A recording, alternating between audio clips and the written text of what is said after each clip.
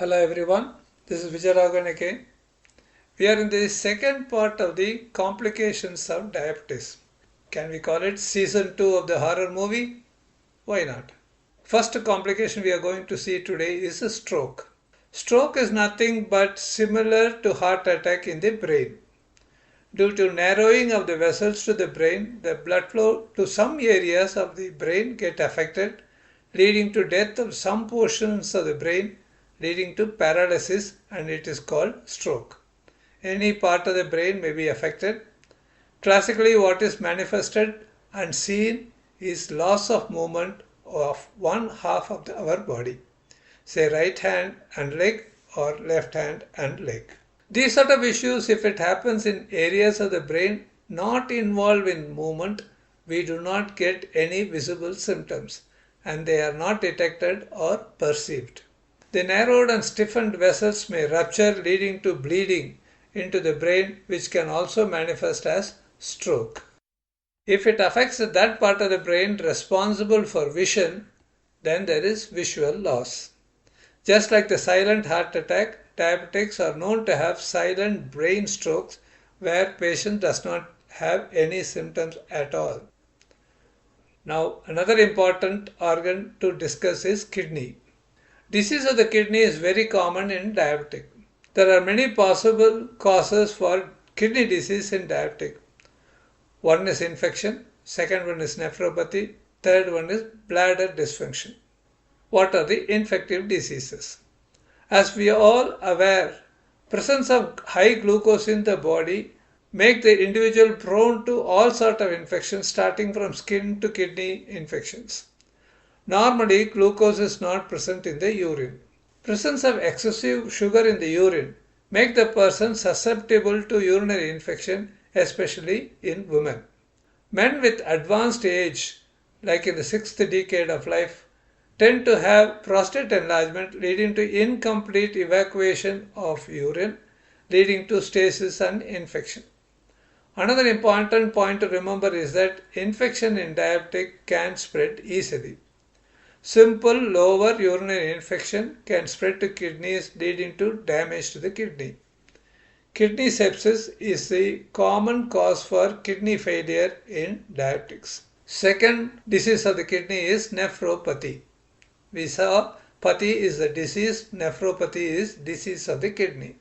This is a slow progressive loss of kidney function leading to complete shutdown of kidney function, needing dialysis or kidney transplantation. Again, the point to remember is that this is a completely asymptomatic condition. The person continues to have normal volume of urine.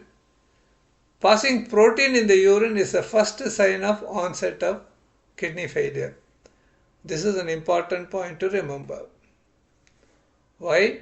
Regular check for the presence of protein in the urine is most important diagnostic method. Another important sign is a sudden reduction in insulin dose to control the blood sugar.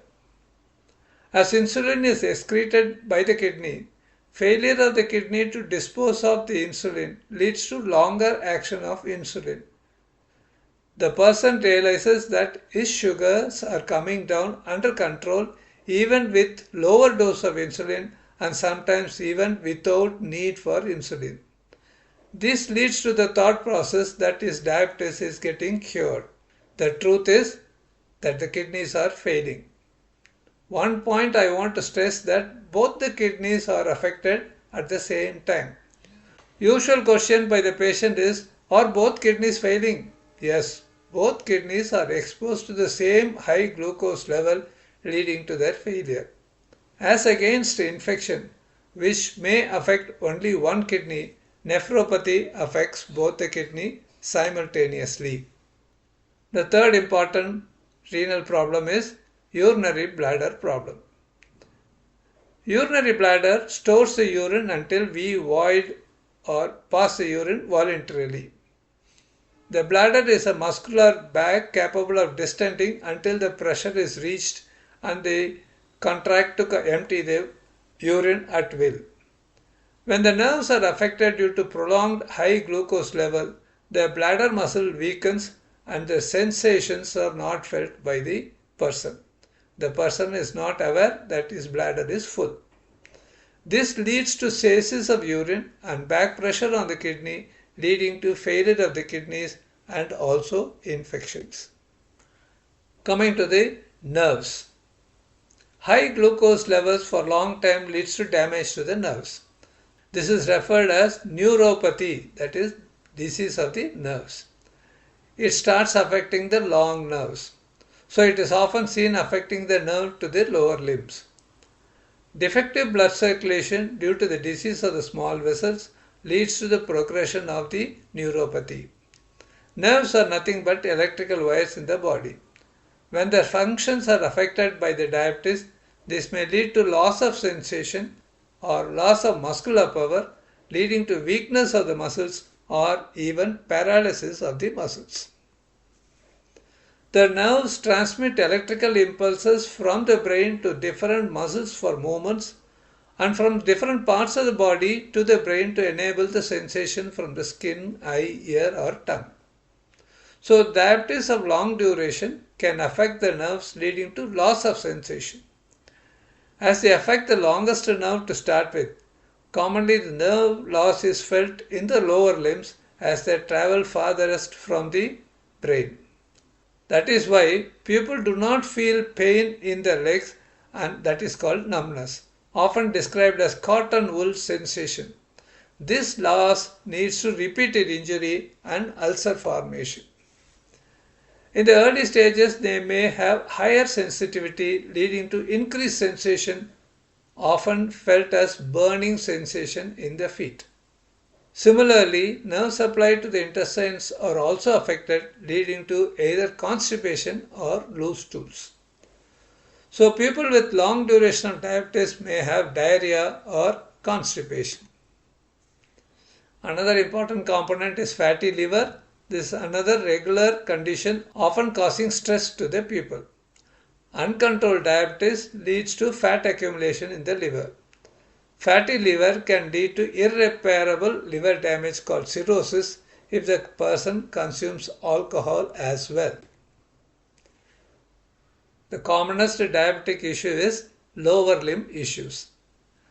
This complication leads to so much health issue that every diabetic has a high risk of losing its limb at some time in his life. What are the issues? We talked about the reduced blood supply, we talked about the reduced sensation, and the combination is obviously risky. Person with long-standing uncontrolled diabetic with reduced sensation or total loss of sensation is prone to get injury to the foot which he or she is not aware. Many times we have seen people walking around with stones, glasses or even metal clips buried under the skin for many days without they knowing it. This repeated injury and presence of foreign body like pebbles can lead to infection. As diabetic is more prone for infection, this infection spreads fast without even the person knowing it. Because of long-term diabetic have a defective immunity, they are prone for infection. Added to that, there is loss of blood supply leading to reduced capacity to control infection. Even if the antibiotics in the blood are in sufficient amount, they cannot reach the place of infection due to reduced blood circulation. So what is a trivial injury to a non-diabetic becomes a limb-threatening or even life-threatening infections in diabetics. Most important thing to remember is to look after your feet like your face. People are very keen on looking clean and fresh in the face but ignore their feet. They treat their feet as if they don't belong to them. It is essential for diabetic to look after their feet like their face. Inspect the feet on daily basis. They should not peel the nail off. As they do not have pain, they tend to be careless while cutting the nail and may have a tendency to peel off the uncut portion of the nail. Such a small breach in skin can lead to bacterial contamination and infection. Small irresponsible act of improper nail cutting can lead to loss of toe, foot or sometimes a whole limb. This is not a threat but awareness. Beware of the swelling or redness in the foot without any pain. This may be the start of severe sepsis. Never, I repeat, never walk barefoot even in the house. Never walk without footwear which may invite life-threatening infection. If diabetic happen to have walked without footwear, it is essential that they should have a good look at them once they finish their walking to make sure that there is no injury to the feet. It is always better to have somebody else to inspect their feet, as most of the time the diabetics have a poor vision which may prevent proper assessment. Thanks again. We'll meet again another day with another topic. This is Dr. Vijay Ravan signing off. Bye.